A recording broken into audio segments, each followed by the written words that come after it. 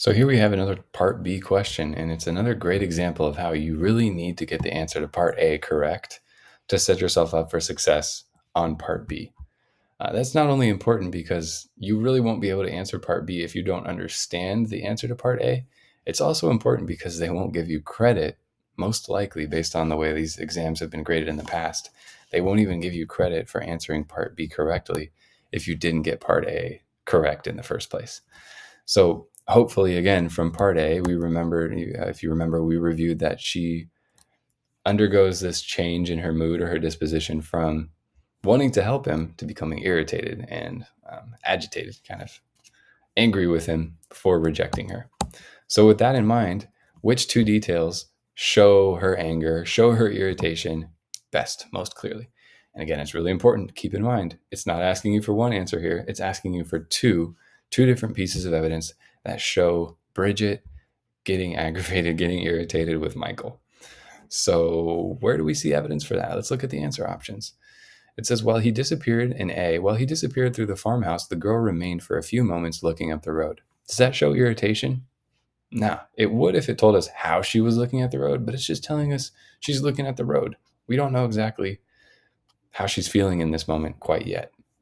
So A is not a good option because it doesn't show her anger. It doesn't show her irritation.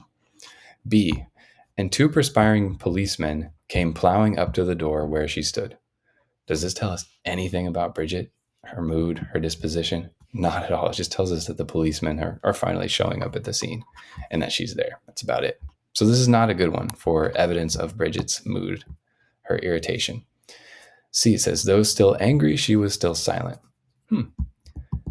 Does that tell us about her irritation, about her mood? Yeah, it definitely does. It says that she's angry. So this is a really strong answer option. So C, we want to keep in mind as one of our probably two best options here.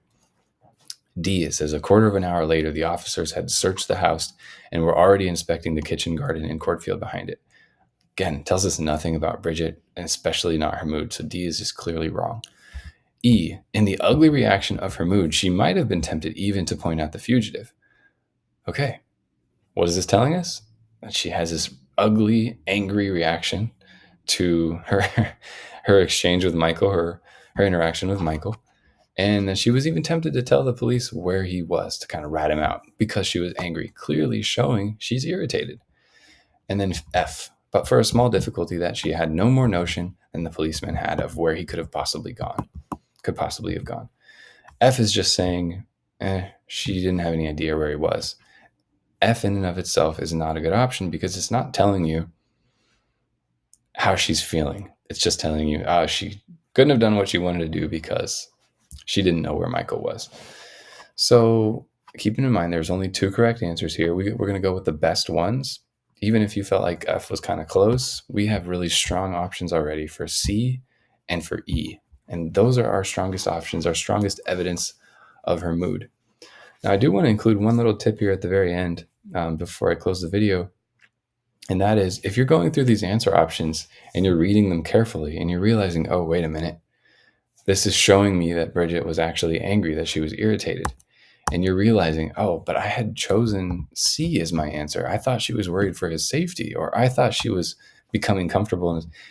If you're realizing in a part B question that you wrote the wrong thing or that you chose the wrong option for part A, take this opportunity to fix your answer and make sure that your part A matches up with your part B.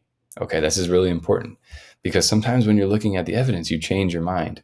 Keep an open mind, be willing to change it if the evidence persuades you, but make sure then to go back to your previous answer and say, you know what, I'm pretty sure she's irritated with him.